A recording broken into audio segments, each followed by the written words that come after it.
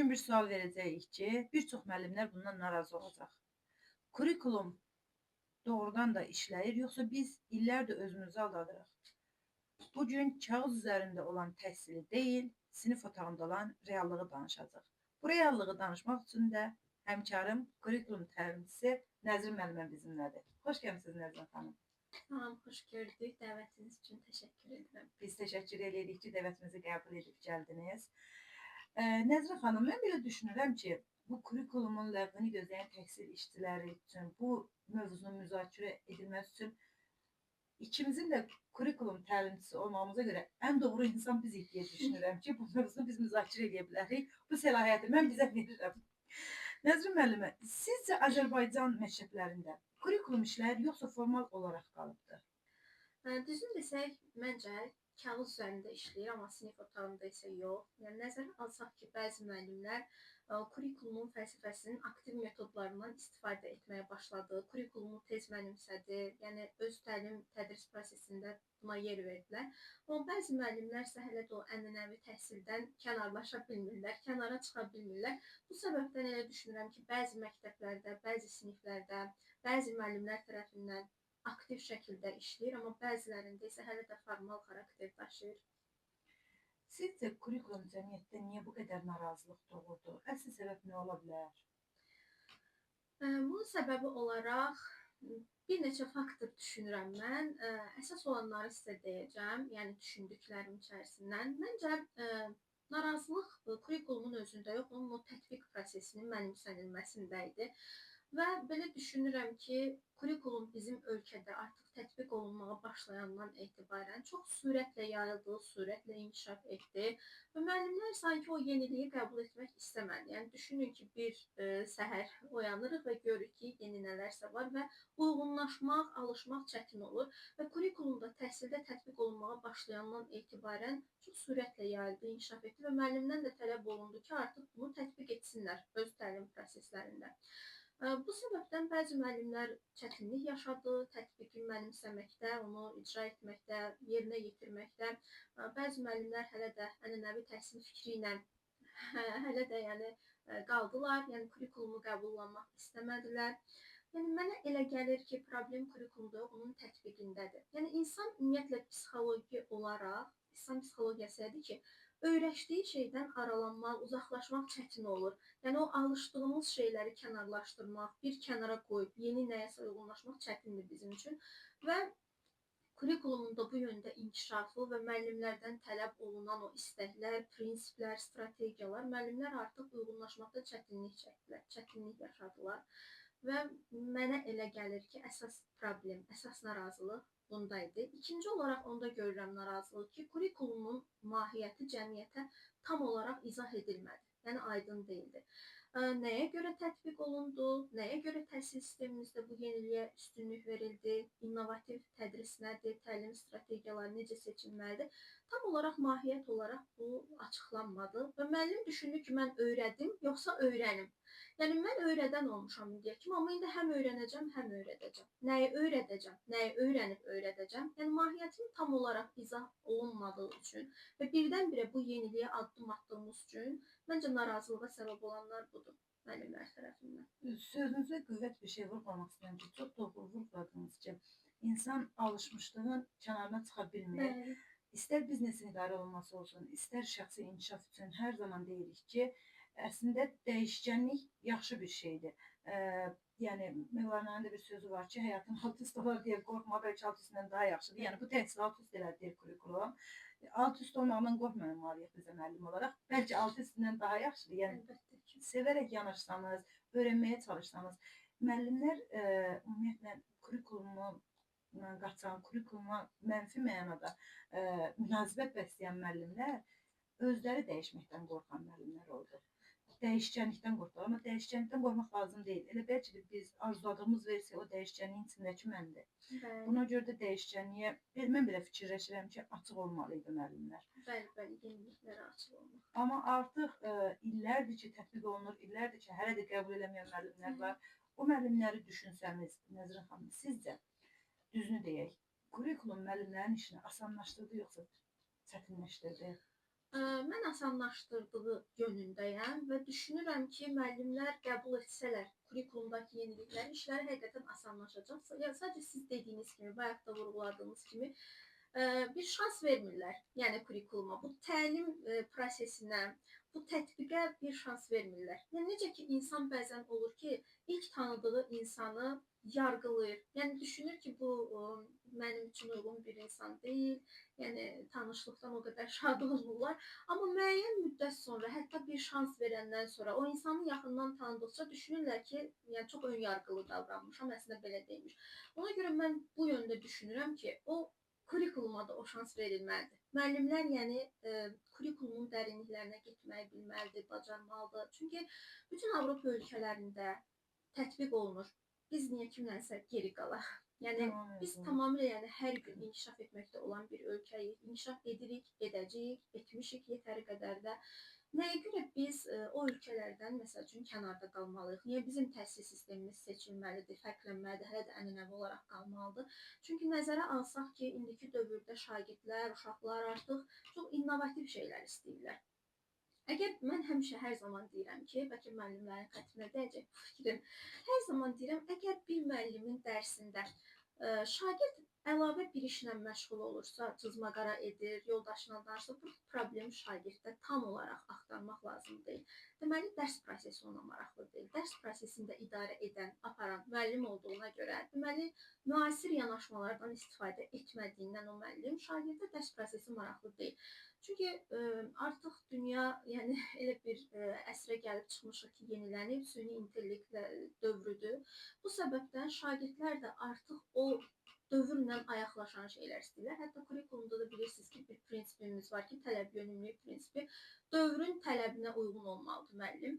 Məhz hətta sertifikasiya imtahanları da bu səbəbdən aparılır ki, görün müəllim dövrün tələbinə uyğundurmu? Yəni dövrün istədiyi kimi, dövrün tələb etdiyi müəllimdirmi? İnnovativ müəllimdirmi? Yenilikçidirmi? Müasir təlim üsullarını, strategiyalarını bilirmi? Yəni tələb yönümlülük prinsipinə əsaslanaraq da sertifikasiya, yəni hələ MİQ bir kənarda qalsın. Sertifikasiya da ona görə aparılır ki, bu müəllim illərdir ənənəvi təhsil keçib. Görün yenilikdən xəbəri varmı? Amma müəllimlər qəbul etmir ki, mən 35 ilin, 40 ilin müəllimiyəm, mənim öz bildiyim mənə bəsdir, məni niyə imtahan edirlər? O qədər haqlısınız. Bəli, məqsəd müəllimin sən işini peşəkarcasına yerinə getirmirsən deyə edildiyi, imtahana çəkildiyindən getmirsən və sən biraz daha təkmilləşmisənmi, müasir dövrlə ayaqlaşırsanmı? Çünki bu müəllim üçün də önəmli bir faktordur. Çünki artıq gənc nəsildə, yəni müəllimliyə yönələn çoxdur. Hətta kurikulumun içərisində gözünü açıb müəllimliyə yönələn çoxdur və onlar istər-istəməz o yeniliklərdən daha çox istifadə edirlər. Və artıq o ənənəvi təlimdən istifadə edən müəllimlər bir qədər kənarda qaldığı üçün və təhsil sistemi də istəmir də hansısa müəllim kimdənsə geri qalsın və təhsil sistemi deyir ki, sən də elə ol. Sən də tələb yönümlü ol. Sən də yəni dövrün tələbinə uyğun olaraq dərsini təşkil et.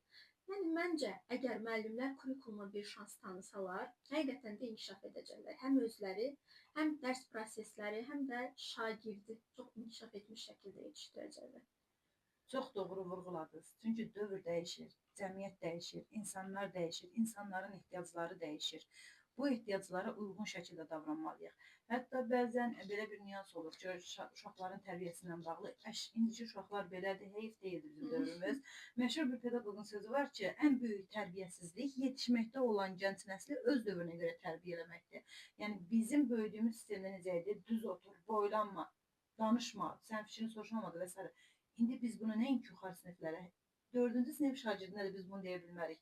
Həmin uşaq bunu qəbul eləməz ki, sən mənim söz azadlığımı əlimdən alırsan. Ki, bu yaşanmış bir haldır, real bir situasiyanı bölüşürəm. Buna görə də bəli, tamamilə haqlısınız. Biz dəyişkənliyi qəbul eləməliyik və dəyişkənlikdə inkişafın olduğunu görməliyik. Bayaq sizin qeyd elədiyiniz kimi, şagird əgər dərs prosesində başqa şeylə məşğul olsa, bütün gün ona gəlmir, o şagirdi axtarmayaq. Şagird belə bir situasiya var. Şagird pəncərədən çölə baxır, fikir dərsdə deyil. Sizcə niyə?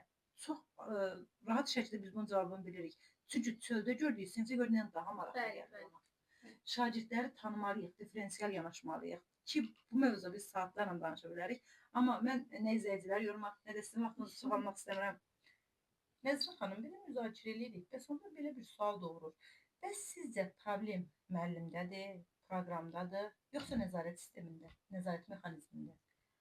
Mənə elə gəlir ki, burada sırf nəyəsə problemin kimdə olduğuna fokuslanmaq düzgün deyil. Məncə hər üçündə. Çünki onların üçü də əgər kombinasiyası düzgün qurulmasa, o balans pozularsa heç biri uğurla alınmayacaq. Yəni proqram düzgün tətbiq edilsə belə, müəllim düzgün yanaşmasa, nəzarət sistemini gücləndirməsə, onsuz da uğursuz olacaq. O yəni yetəri qədər inkişaf etməyəcək. Buna görə məncə problem hər üçünün idarəsini əldə saxlamağın çətinliyindədir ki, hər üçünü eyni səviyyədə, eyni yəni yolda kombinasiya etmək lazımdır. Bəzi müəllimlərimiz var ki, gəlin reallıqdan danışaq, onlar kurikulumun ləğvini gözləyir, hətta istəyirlər buna. Bunun üçün biz nə edə bilərik? Kurikulumun ləğvi, mən əslində bu yanaşmada olmamışam heç vaxt. Yəni hər kəsin təbii ki, fikrinə hörmətlə yanaşıram. Ola bilər kiminsə üçün rahatdır, rahat deyil. Yəni hər kəsin, hər bir müəllimimizin fikrinə də hörmətlə yanaşıram. Amma biz həyatımızda o Karol Dweck'in düşüncə tərzi nəzəriyyəsində həyatımızdakı o uğursuzluqlardan qaçmamalıyıq. Həyatımızda o çətinliklərdən həyatımızdan çıxartmamalıyıq. Əksinə üstünə getməliyik. Açıq düşüncə tərzi formalaşdırmalıyıq özümüzdə.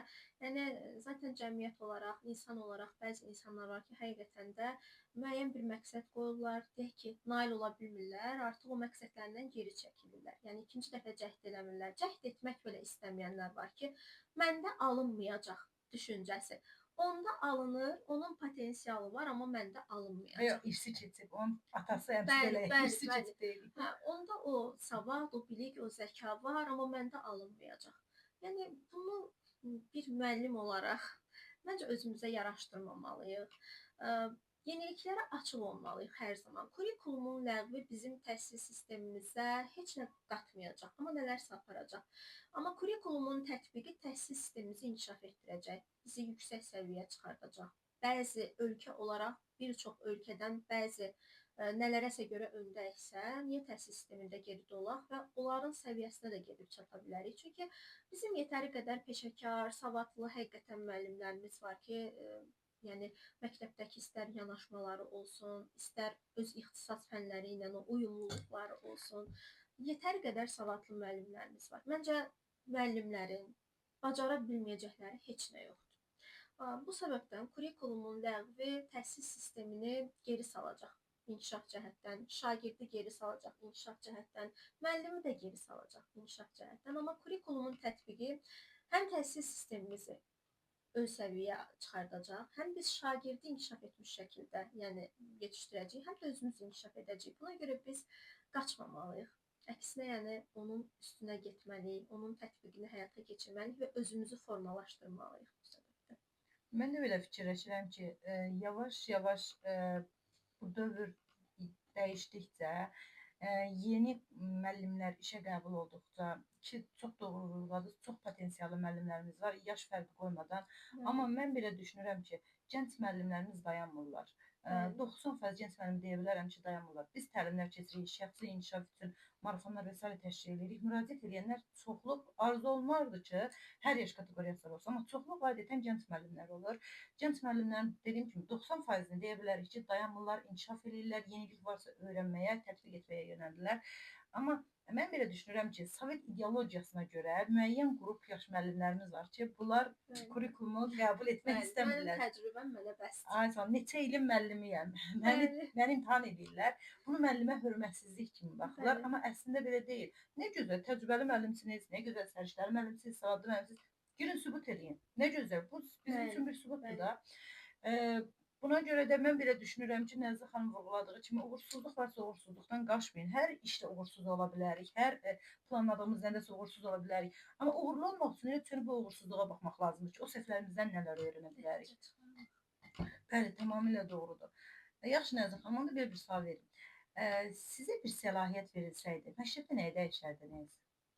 Düzü bu barədə heç vaxt düşünməmişəm ki, mən səlahiyyətli şəxs olsam nələr edərdim. Məncə düşünün, çox da gözəl anlar sizdə. Amma əgər elə bir səlahiyyətim olsaydı, yəni mən demirəm ki, təhsil sistemimiz inkişaf etməyib, mən daha da inkişaf etdirərəm. Əsla elə bir, yəni çıxışım o yöndə deyil. Sadəcə mən müəllimlərin o kurikulum sisteminə öyrəşmələri üçün məktəbdən kənar, amma məktəb daxilində müəyyən təlimlər, istər metodik vəsaitlər olsun, müəllimləri dəstəkləmək məqsədi ilə bəzi müəllimlər üçün hətta bu yöndə psixoloji dəstək, metodik vəsaitlərin dəstəyi, daha sonra təlimlərə cəlb eləyərdim müəllim. Yəni kurikulumu sevdirərdim, mahiyyətini izah edərdim. Çünki müəllim sadəcə öyrənir. Deyir ki, mənim bu qədər işim var, mən müəlliməm və bu qədər işimin arasında oturub nəsə öyrənəcəm və öyrənən zaman yəni məcburi hiss edirlər özlərini ki, mən öyrənməliyəm ki, müəllimlik sənətimi itirməyim. Onların yəni bunu daha sevərək etməsi üçün, mahiyyətlərini anlamaq üçün təlimlər təşkil edərdim. Yəqin ki, məktəb daxilində müəllimlərə dəstək məqsədli və onların nəsə öyrənmələri üçün, kurikulumu həqiqətən də sevmələri üçün və nə qədər gözəl bir əslində təhsil proqramı olduğunu bilmələri üçün. Çünki kurikulum, yəni müəllimlər, yəni siz də mənə qatılarsınız və həqiqətən əziz müəllimlər, kurikulum çox gözəl bir təhsil proqramıdır. Yəni o qədər geniş, bu qədər dərsi interaktiv şəkildə keçmə metodları, diferensial təlim, şagird yönümlü davranış, pedaqoji yanaşma, yəni peşəkar müəllim olma yolunda, digər həmkarlarınızdan seçilmə yolunda atacağınız ən gözəl addım olar kurikulumu öyrənmək. Tamamilə haqlısınız. Buradan da biz Nazirliyə səslənək ki, kurikulum yeni gələndə müəllimlərin öyrədilməsi üçün dövlət hesabına təlimlər təşkil olunurdu. Mən çox istərdim ki, bu sertifikasiya imtahanlarının belə deyək ki, qızğın bir dövründəyik. Bu sertifikasiya imtahanları olan vaxtda, yəni əvvəlcədən diaqnostik imtahanları var idi ki, müəllimlərin ilkin səviyyənin müəyyənləşdirilməsi üçün həmin vaxtda təşkil olundu. Həmin vaxt müəllimlər bilmirdi və yaxud da yeni öyrənirdilər. Bu reallıqdır, bu reallıqdan gəlin qaçmayaq. Amma yaxşı olar ki, o dövlət hesabına olan təlimlər ki var, bunu müəllimlər üçün yenidən təşkil etsinlər. Və mən əminəm ki, biz təlimçilər gedirdik təlim verməyə, çoxu gəlmirdi, qaçırdı, o qoşulmaq istəmirdilər. Amma indi sertifikasiya imtahanına görə mən əminəm ki, əvvəlkindən 60-70% çox müəllim iştirak edir, öyrənməyə can atar və heç olmasa o 70% öyrəndiyinin 50%-ində gelib sinifdə tətbiq edə bilər. Bu da bizim bir yerdə Nazirliyə belə deyək ki, göstərdiyimiz bir layihə olsun ki, bunu məncə dəyərləndirin. Biz həm həmkar, həm belə rəqib eyni iş yoldaşıyıq. Rəqib olmağımıza baxmayaraq, Nəzrin müəllim mənə elə gözəl layihələrdən gəldi. İlk başda Nəzrin müəllim mənə yazanda, yəni belə səhv başa düşməsin, təbii ki, yazanlar olur, layihələrdən gələnlər olur. Nəzrin müəllim sosial olaraq yazanda biz əvvəlcədən bir təlimdən tanış idik. Nəzrin müəllim mənə yazanda o qədər doğmalıq hiss elədim və yavaş-yavaş tanıdıqca görürəm ki, biz bir yerdə çox böyük uğurlar imza atacağıq. Buna çox inanıram. Siz də inanın, gözəl enerjilərinizi bizə göndərin və Nəzrin xanım, mən sizə qoşulduğunuz üçün bir daha təşəkkür edirəm. Dəyərli vaxtınızı bizə ayırdığınız üçün minnətdaram. Mən də təşəkkür edirəm sözlərinizə, yəni fikirlərinizə. Mən də qoşuluram. İnşallah birlikdə çox gözəl işlər bacaracağıq. Ən əsası mən elə gəlir ki, kurikulumu hər kəsə sevdirəcəyik biz. İlkin hədəfimiz bu olsun. İlkin hədəfimiz bu olsun. Belə əziz izləyicilər, hər zaman deyirəm, hər şeyi 3 kateqoriyaya bölürəm. Zəhərli, dəyərli və qəhərli olaraq.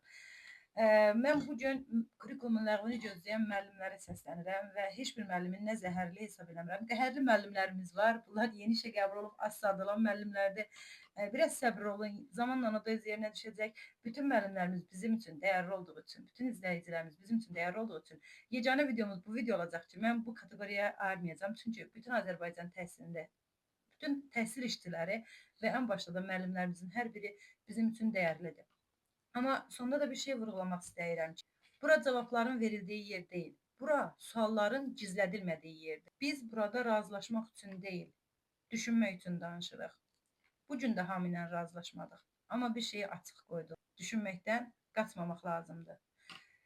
7 il bundan əvvəl Facebook sosial şəbəkəsində paylaşdığım bir hissəni burada ekranda sizlə bölüşmək istəyərdim ki, tarixlə görəsiniz ki, hələ 7 il əvvəldən demişəm, eyni fikirdəyəm və eyni fikirdə olacağıma əminəm ki, kurikulumun ləğvini gözləyən təhsil işçisi, hələ də bu sözü düzgün tələffüz edə bilməyən təhsil işçisi, bəlkə də elə Azərbaycan təhsilini geri aparan sizlərsiniz. Siz də bu haqda düşünməyə dəvət edirəm.